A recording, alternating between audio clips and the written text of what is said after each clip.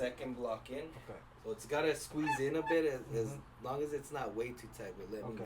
Yeah. Come down towards your feet a little more. That's it right there. Let's see if we can do that one. Come down a tiny bit more. Perfect. I'm gonna bring this up. Let me see your hands. Hands on your belly button.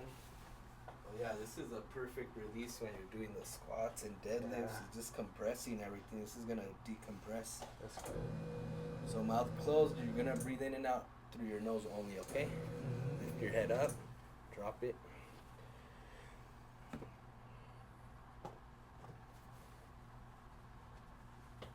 Relax your shoulders. There we go.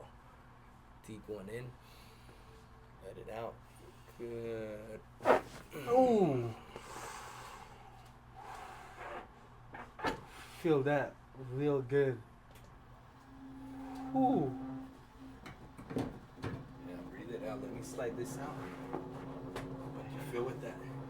Was good. It was feel good, like especially in the middle, like going down. Yeah, you felt it all the way Yeah. down.